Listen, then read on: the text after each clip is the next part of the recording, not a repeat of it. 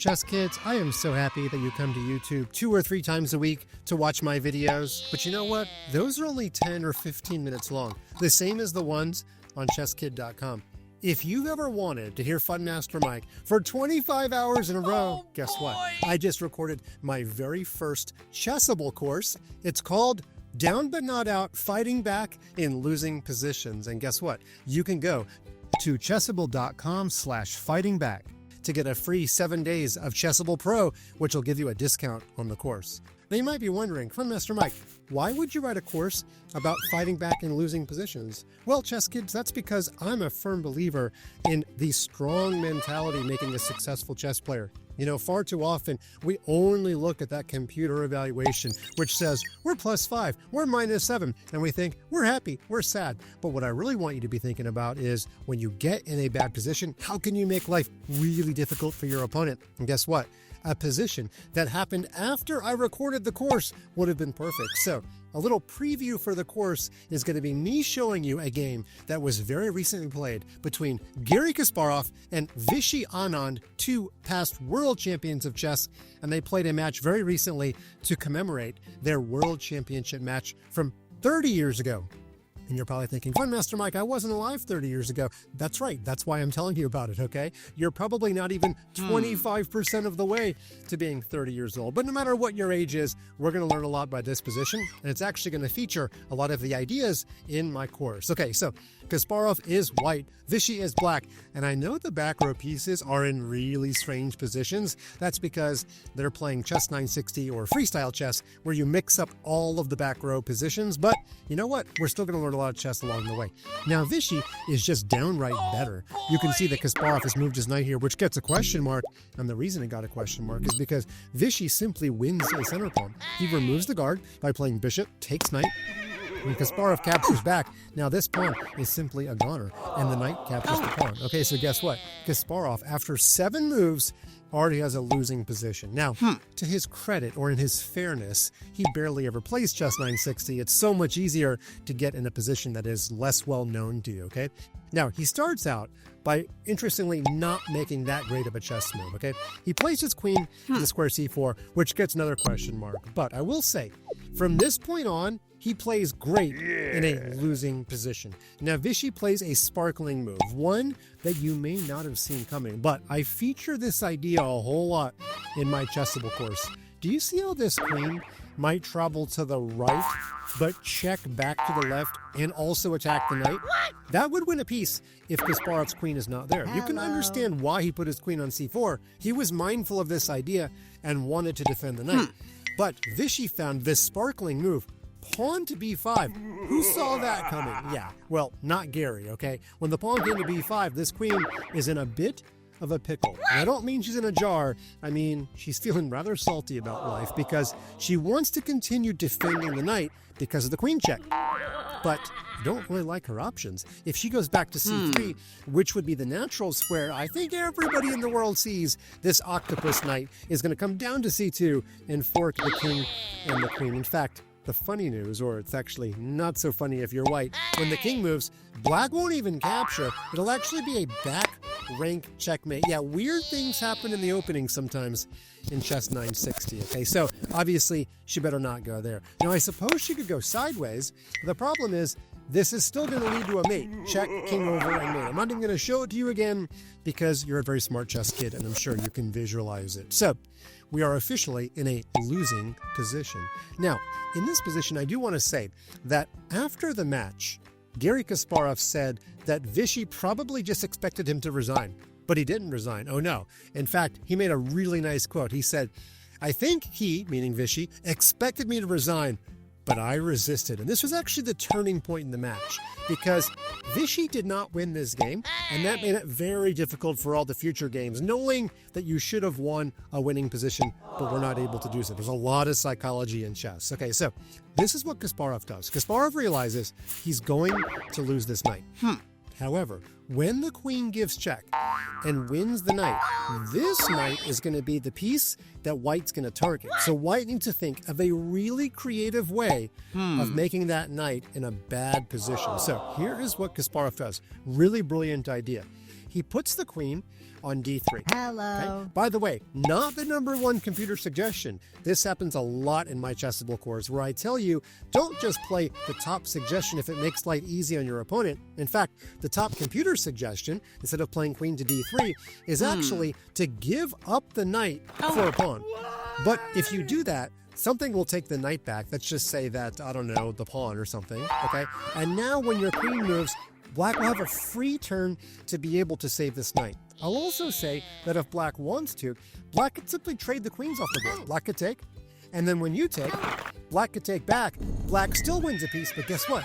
Without the queens on the board, it makes it so much harder to make a comeback. There's a chapter in my course called Middlegame Mayhem, and that's exactly what Kasparov does. He wants a totally wild and unpredictable middle game where anything can happen. So he plays queen to d3, and of course Vichy goes ahead and gives check. Hello. But here comes the key idea. White plays f4, and then when the queen takes, by opening up the f2 square, now bishop to f2. Now just think about things. You're down a piece, but you've given Black something very serious to worry about. This knight is in a terrible pin, and it's also already being attacked twice. So Black has to defend, and Black plays a very weird chess 960 rule. In this position, Black can actually castle by having the rook jump over the king. We're not going to get into the weirdness of chess 960, but I'll just go ahead and say Black was able to castle, even though that totally looks weird. But guess what? White was able to do the exact same thing. Did you see it? It happened so fast. If you didn't see it, I'll do it again. The rook jumps over the king. I guess you could pick your king up, put him back down, and then have the rook jump over. I'm not even sure what the official rule is when playing chess 960 over the board, but you can see again, we're giving Black so many problems. If this knight moves, not only is the queen in danger, but now queen takes rook could be a problem one day as well. The rook is guarded enough times right now, but just another thing that Black has to worry about. So the knight needs a third protector, and so Black plays g6. Now, can you find a way to attack this knight a fourth time, putting lots of PP on the PP? Yeah, it's pawn to c3. Now, the only good news for Black is that this pawn is temporarily pinned, so the pawn does not count as an actual attacker of the knight just yet. So Black plays knight to e7. You can see this knight is going to jump in the action, maybe to a square like f5 to help support this knight. So Kasparov plays a really, really nice idea. He plays pawn to g4, which both keeps the knight out of f5 and it opens up this bishop.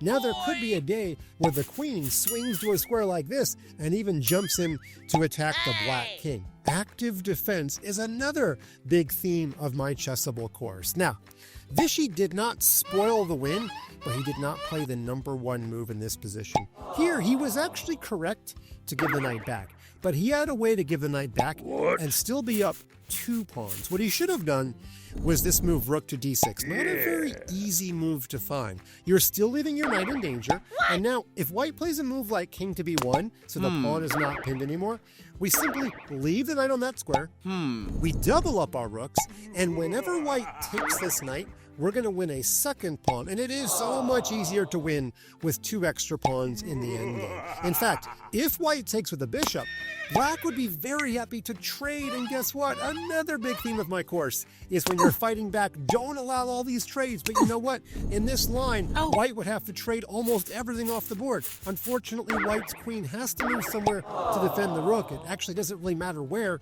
Black is just going to get all of the rooks off the board. This is Black's best line of play. And now, look at how easy this position is to win for Black. Black has 2 extra pawns. The queen is sitting at home. The bishop does have a nice long diagonal, but now if you just play a move like knight to d5 to block both the queen and the bishop, just block the diagonal and the file and threaten yet another pawn. This is a relatively easily winning game for Black. White did not keep enough firepower on the board, and there's no mayhem on the board. It is just a very calm position where White is losing. So that's what Black should have done, but not an easy thing to find. We're going to jump all the way back, boom, to this position, okay? Now, Vichy does give the knight back, but he plays knight to d5, and now he's only going to be up 1 pawn. So, Kasparov captures. Vichy does make a trade. You can't take with the pawn like you'd like to. You'd like to keep the queens on the board, but you can't. So, queen takes. Black correctly does trade, but the rook takes, which helps support this pawn, and now, guess what? Another knight's going to be in danger. We're going to double rooks and triple attack this knight. So the knight moves to e3. Now both rooks are sort of in danger. One is clearly in danger, and one is in danger of being traded. So Kasparov had to capture. The rook took back, and now another big theme is active defense. We got to save the rook. We got to save the pawn. Now the rook came to g1.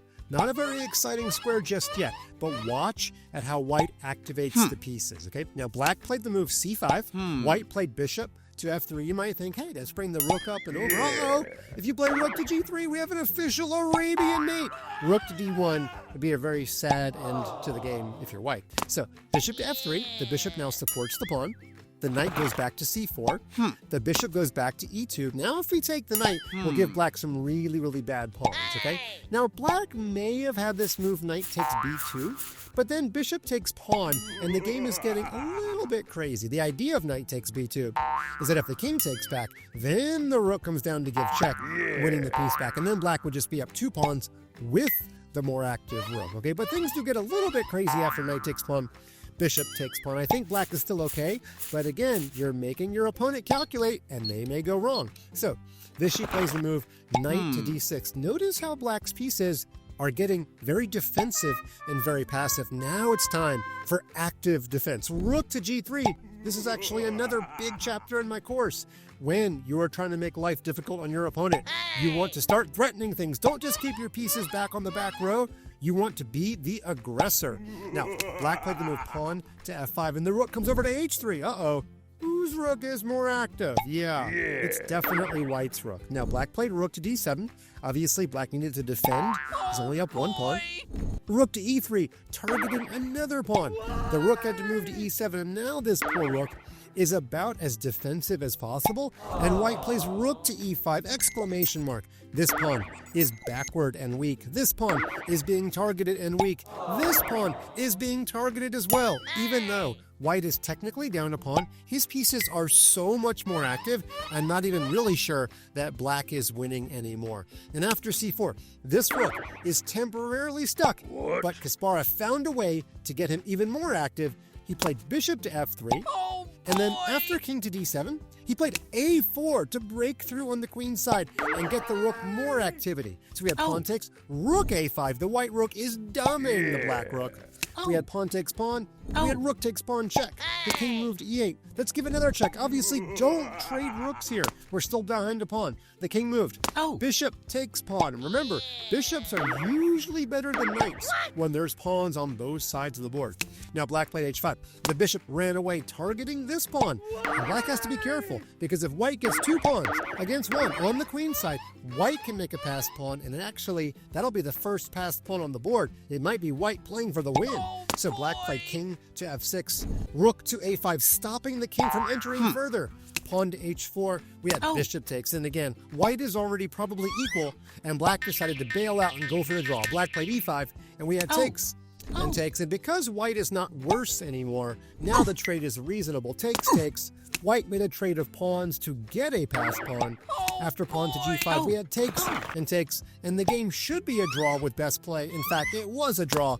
White played bishop c6. We had g4, the king moved to d1, the king moved to f4, the king moved to e2, the knight went to e5. And by the way, black can't really lose this game, because if the knight ever sacrifices for this pawn, remember, white can't win with a side pawn if the bishop is not the correct square of the promotion color. So our side pawn promotes on a dark square, our bishop's a light square. Guess what? That's also covered in my course, ideas surrounding that theme. But anyway, the remaining moves, bishop to d5, g3. We had a quick trade. White played c4, and black said, I need to get rid of the pawn. White took back, and the players agreed to a draw, because of course, if this pawn comes forward, the king will be able to catch it. Pretty exciting game there. White was totally lost, just losing a piece on move 7. Vishy thought, hey, Gary's just going to resign, but Gary said no. I'm going to fight back in a worse position. I'm going to keep the queens on the board.